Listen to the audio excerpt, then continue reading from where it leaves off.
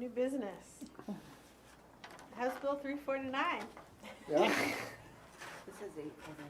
It's really I know. 349. It was I had 349. sent an email to correct it, but I know, I thought it I was, might- I thought I got corrected. it's like, oops, but it is what it is. It's really House Bill 349. And so I've been trying to read it on my phone. I wish I had print copy because it's, it's Pierre kind of outlined it, but it's really the 900-pound gorilla in the room. The lady from Danbury. You know, everything's on the table right now. Depending on what happens with this bill, what we're thinking now as our needs with the architectural study could be drastically different if this legislation passes. And I keep hearing 4 years out, it's 4 years out. Well, we can't be in limbo for 4 years out. We're gonna have to do, I believe, this is my opinion, this is not the board, I believe something's gotta give. And I don't know that our parents and taxpayers really understand the potential scope. It would be crazy for us to make a decision and move in a direction, rearranging the chairs on the deck, so to speak, to find out that we're on the Titanic. If we made a decision on building a new school, figuring that we could use Bristol Hebron and we could shift some things around, what we need to build, where we need to build it, what grades we need to build it for, could be out the door. And we'd be making a big financial mistake to act without knowing what's happening in this bill. And when I read this bill, it talks about those three communities having a vote on whether they support this concept. And I don't see how they can pass a bill that there hasn't been input from the three communities. They're the only ones that get input, those three communities. And this seems to be talking about them having it at next month. I don't know if those three towns have it on their town warrant to vote on. If they vote on it, according to the language I'm reading, July 1st of the next year, it would take effect. And immediately, when three of them voted, let's do it, they start forming their structure, their school structure. And how do we move forward? You know, I think a lot of people are assuming that we'll tuition their kids and we'll tuition our kids and nothing will change except the tax rate. Their taxes will go down and the other towns' taxes will go up. So I almost think that this board has to give an indication of what will happen if this moves forward, if those three towns saying we are withdrawing. From what I hear, it appears that they're interested, from the public hearing that Pierre attended, that their game plan is to have through 8th grade at Bristol, at Bridgewater Hebron, and then tuition their high school kids, and contract with our SAU to run their SAU. So, and nobody has real numbers. They don't know what the fiscal impact, and I think we almost have to have those before these towns take a vote. And if they don't take a vote next month, I don't see where we can hang in limbo for another year on what we can move forward with as far as what needs to be done. I think Bristol Elementary School, something has to happen, either a new school or a major renovation, and it totally ties up our hands. And it's very unfortunate that this is happening, and I don't know who's giving them facts and figures and numbers. It's almost like a them versus us feeling. And, you know, they tried it with changing the formula on payment, and they failed at that, and now this is kind of another way they're going to try to, I don't know. I understand that some people want to do something, but I think probably a lot of people in those three towns don't have a clue. So. They don't have a clue because they weren't involved from the beginning. From the beginning, yeah. You know, and when I look at this legislation, I've had a little bit of experience with legislation. The chair and the vice chair of the education committee that this bill is before are the sponsors of the bill. So it's gonna get some serious consideration. I mean, when I first heard about it, my thought was, it ain't going anywhere. Well, they turned the people out at the public hearing the other day. They seemed to express they wanted to have more input into the budget.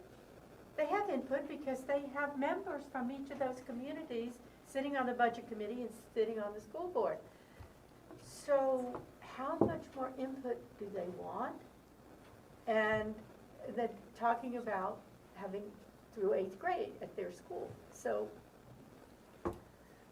the architectural committee, I haven't heard say it's crazy to keep moving forward.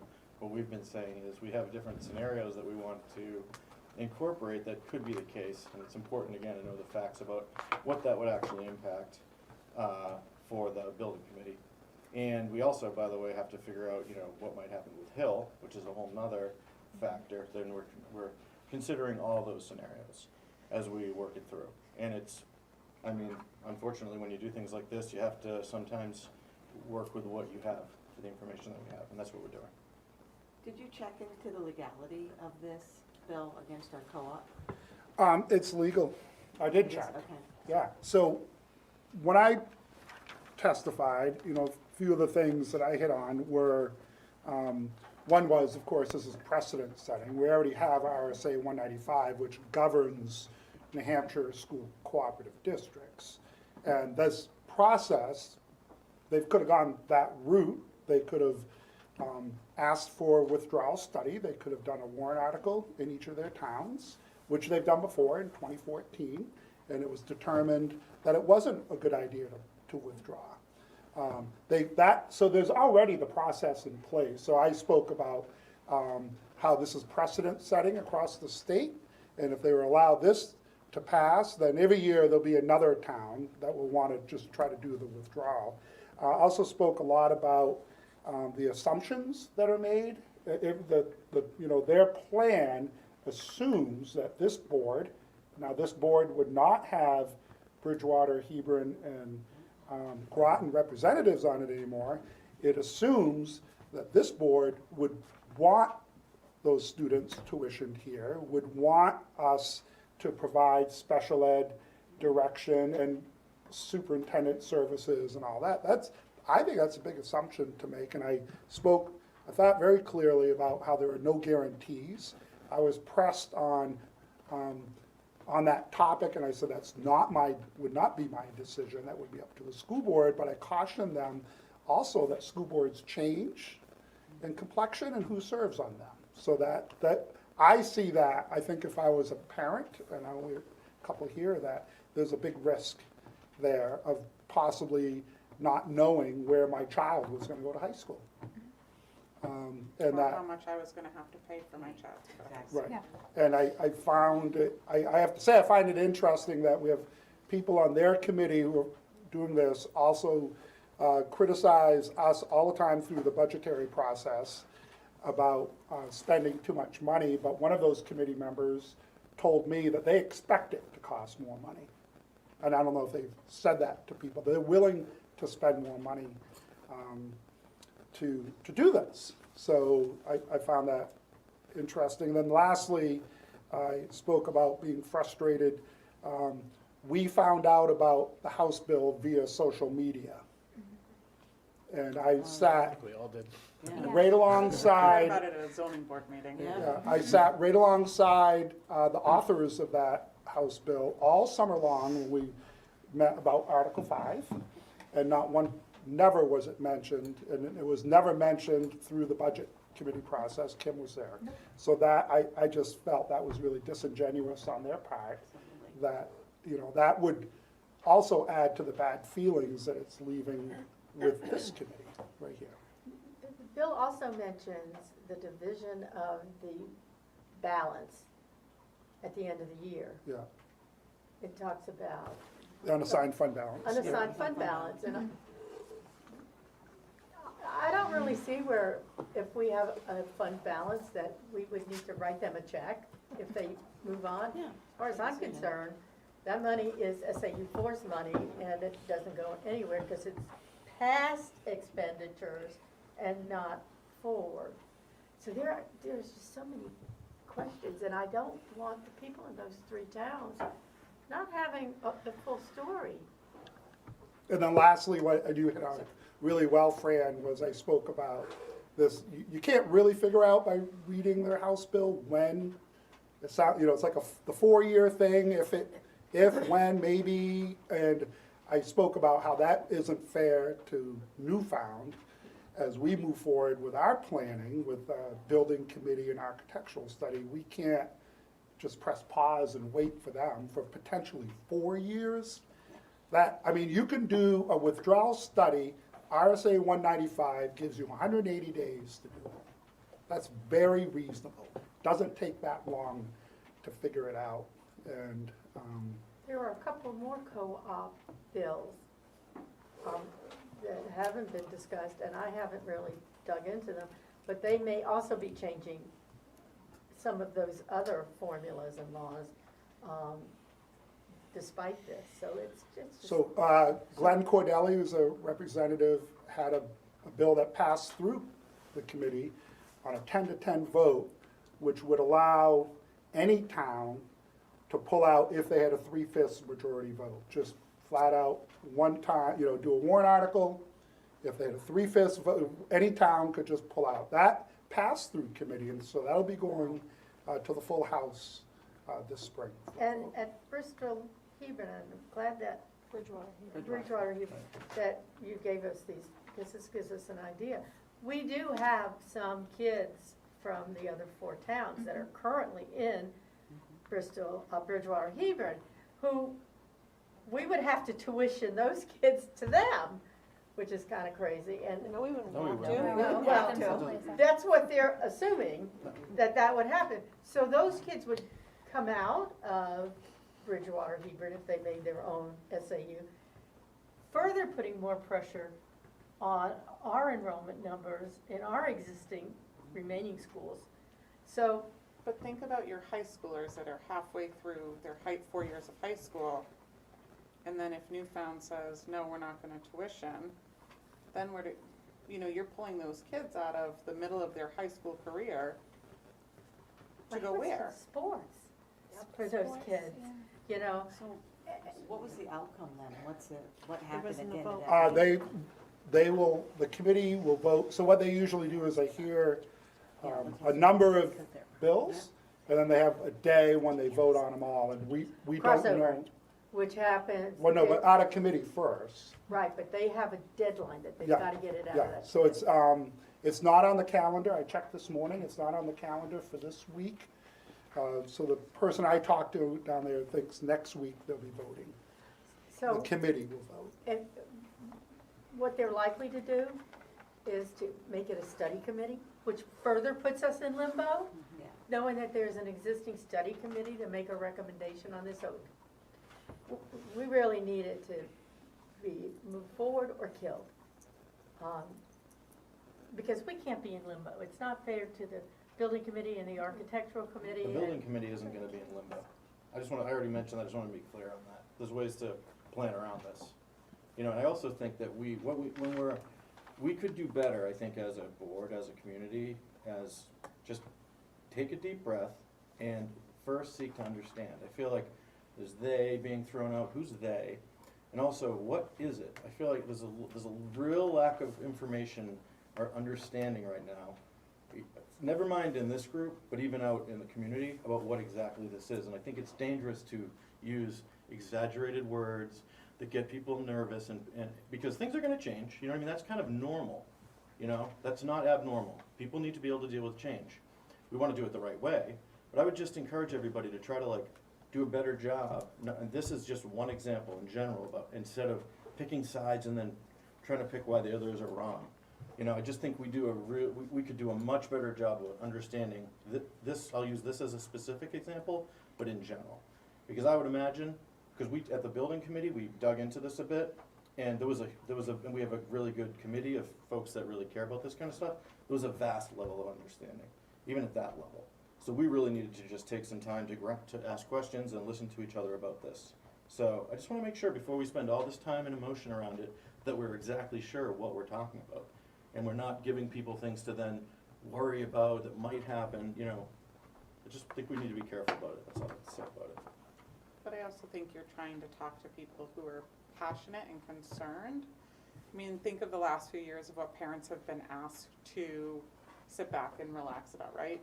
$1 billion in sports were on the chopping block. Then we went through COVID and remote learning and masks and no masks, and then it was curriculum, and then it's losing teachers when we're finally making progress. It's year after year, there's substantial change and there's substantial pressure put on parents to learn, to understand, to hold it all together, to put a smile on their face and be like, yeah, it's gonna be great.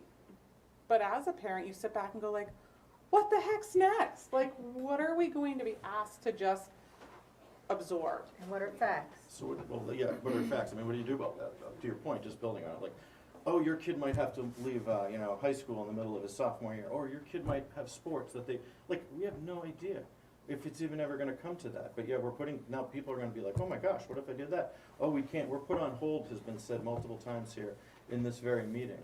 We're not on hold, we're meeting every 2 weeks to move forward under different scenarios. And we have to do that, and that's normal.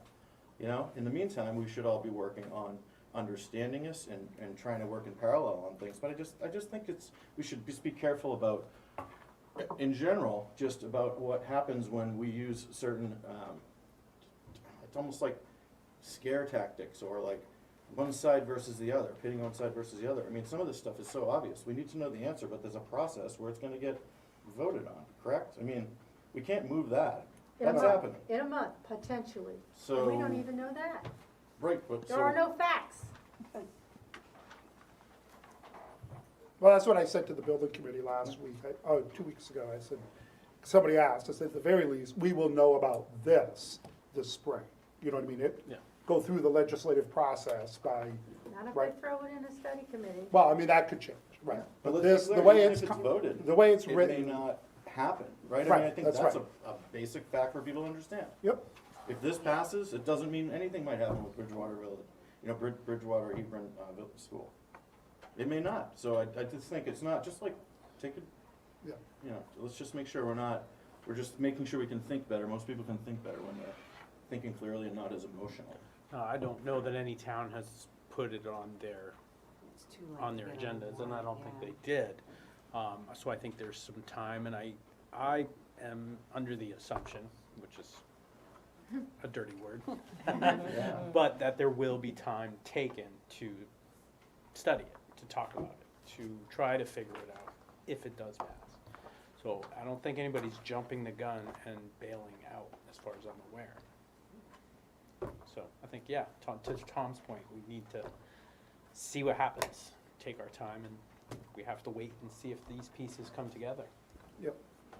Otherwise, it's all for nothing.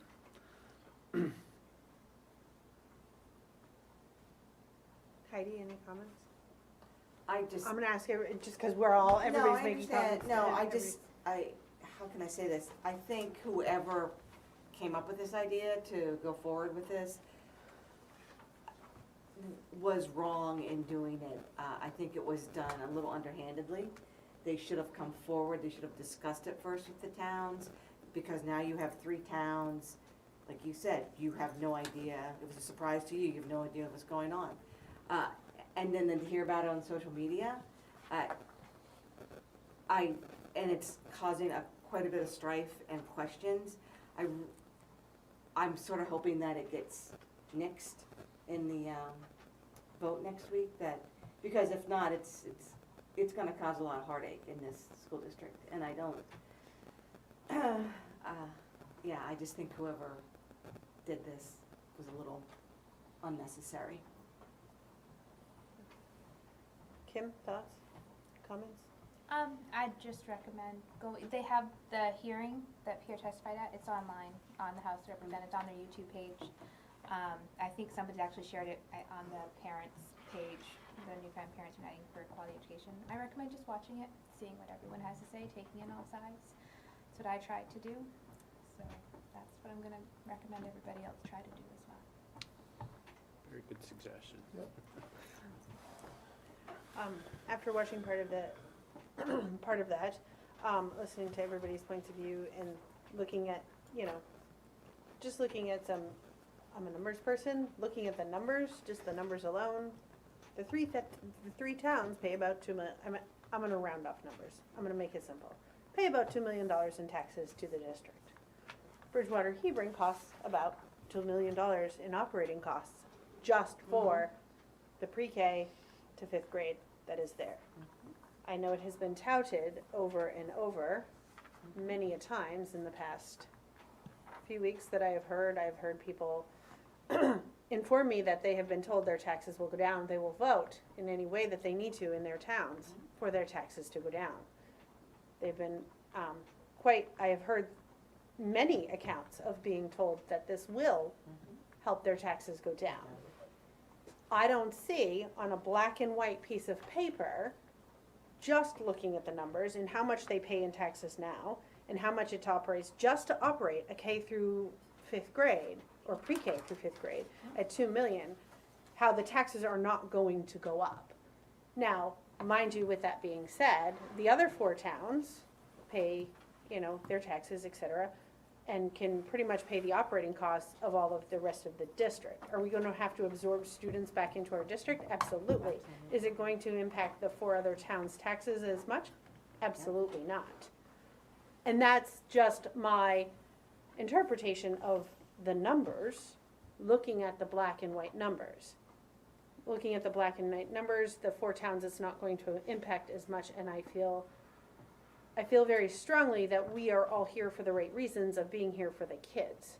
Is it easy for me as a town of Danbury saying, ha, goodbye? Yes, it's easy to just look at the taxes and say, goodbye, you guys have done this to us over and over, and I'm not looking at you guys specifically.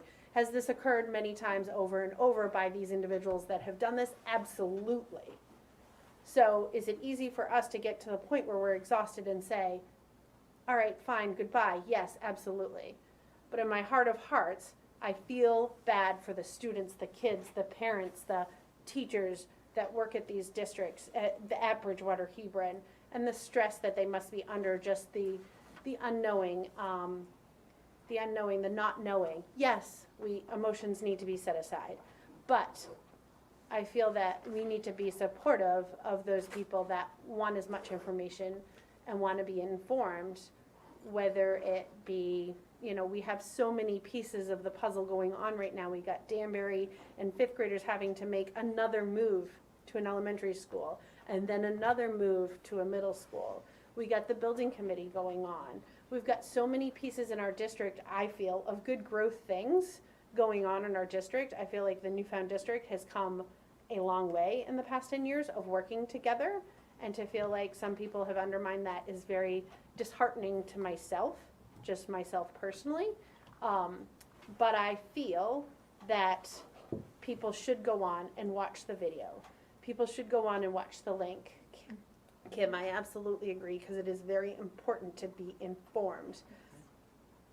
But the primary reason of me joining school board was to support the kids in our district. And I don't feel personally that it is fair to put these kids through 15 more moves, whether it be they're in middle school now and in 4 years they're halfway through high school, and then, oh, by the way, now you're going to Plymouth or wherever, whatever may happen. I just, never mind that it would be a K to 8 and you might have 5 kids in your class for 9 years. Emotional learning of 5 kids in your class, learning that social skills is just so tricky. And never mind the sports teams alone, that you wouldn't be able to have a competitive middle school sports team. I know that they've brought up options and things, but I just want people to be aware of so many various pieces that could impact these decisions. It's not just a financial one. There's the kids involved, there's the social emotional, there's the sports, there's so many other pieces, and I just want people to get the information and be well informed and understand not just one aspect of it, but look at the whole picture. There could be a board that's a little bit different. our second meeting in May. You know, there's 2 spots every year that come up for re-election. So, you know, it is ever changing, like Pierre said, but I just want people to be informed and know the facts, get to know the facts of the information. Will this be on our website? Can we post this on the website? Because I think that this, I've read through these numbers. What does DW stand for? District-wide. District-wide. I'll make that. Okay, I was trying to look for an understanding of that, but I've looked through this a lot tonight, and I felt that that was very helpful. I'm a numbers person, so that meant a lot, that means a lot of information to me. So that's just my personal thoughts. Anybody have anything else? I mean, we can't do it tonight, but it would be valuable, because I've heard, probably what I've heard the most just confusion about is sort of what exactly funding looks like for Bridgewater, Hebron, and relative to what the SAU is paying for it. So that's when, I don't wanna get into it right now, but you are hearing a wide array of, and that's part of what's fueling one side, if you will, and another side, if you will. And again, it'd be great to have the facts, or at least something close to the facts, because what I'm hearing are 2 different, and it's clearly driving people's passion on, if you wanna call it the other side of the folks that drove something like this bill. There's something to be said about why they're doing it. They're not just like, you know, trying to cause a problem, right? They clearly feel like they have some kind of, you know, they have some reason to do it and rationale. So I don't know if we could do that. I think that's something that I'm gonna be striving to do, is to really truly understand what the facts are around running that school, who contributes to it. You know, you hear things about the rent, you hear things about the capital improvements, you hear things about the day-to-day maintenance of the facility and so forth. So I think that would be important for people to understand as we look at it, not to get into the level of detail, but at a big picture, like, hey, we really are paying a lot, or hey, we're, you know, whatever the right answer is, you know what I'm saying? Yep. I don't know how we would do that, but Well, we can, it'd be helpful for for our next people. board meeting, Robin and I can That would be put great. together a presentation. Well, a about lot it. of those answers are already known. The lease is $1, the rent is $1. I'm telling you though, I mean, people that you know really, really well, we were all having a lot of discussion about it for about a half an hour Right. the other night. I mean, because only reason why I know that is because I sat on our renegotiation committee for the Bridgewater Hebron If we have it rental already, agreement. great, then it's easy, but what Yeah. I'm telling you is it's certainly not communicated, and I couldn't point to it. Yeah. I know the dollar thing that everyone talks about, but running the school is a different thing versus, I've heard all kinds of numbers. I'm just saying, I think that might be helpful from an educational standpoint. If we already have it, that's awesome. Well, and the other big thing is pre-K. Yeah. Bridgewater Hebron is the only school that has pre-K, so that's another consideration. If they pull out, then all those pre-K kids have to come back into our SAU and be serviced somewhere. It's not just a simple, oh, well, Maybe they could tuition in. well, how are you gonna, that's an assumption Just putting based that out on there. nothing. That is an assumption, and I think those are things that have to be discussed, because I personally feel if they do separate, there's gonna have to be great cooperation with a district, whether it's this one or another one, to allow for the sports, to allow for anything, that they have. So I think it's gonna take cooperation with a district. But who's giving the facts to the people of those 2 towns? Well, It's a yeah, huge disservice to them well, to not have those facts before they vote, if it ends up somehow having a vote next month. How do you think we should do it? I mean, if. unfortunately, that's not under Yeah, the no. control of this Under our purview, board. It's Yeah. Not on the Well, purview. somebody has to do the numbers. This is a great help, it's a start, but somebody has to spell out, if they leave, these kids have to come back. That's, gonna save them money. That's why I think they allowed that 4-year, which, yes, it's, And Alexandria Leaves. is hugely impacted. Yeah. Because where do they go that's convenient? And that was all part of the deal of the Alexandria school closing.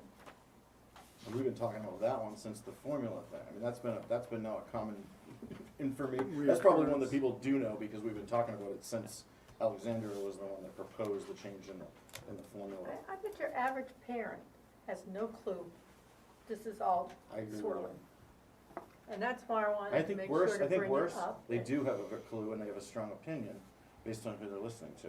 That's, to me, worse, quite frankly. Yeah, that happens all the time. Anyway, I think there's still, I mean, there's still so many unknowns. I think, yeah, you're absolutely right. We need to wait for the committee vote. It sounds like it's gonna be rather quick. It's not gonna just linger and linger. Right. Well, We committee and then, crossover, they have to make a vote by the middle of April. It has to be at a committee. Now, I don't know if this is gonna get referred to a second committee. If they decide that this needs to go to finance because of the fiscal impacts involved, then it would have to be out of the education committee earlier with a recommendation. Yep. My gut is that they're gonna throw it into a study committee, which keeps us in limbo longer. right, could be.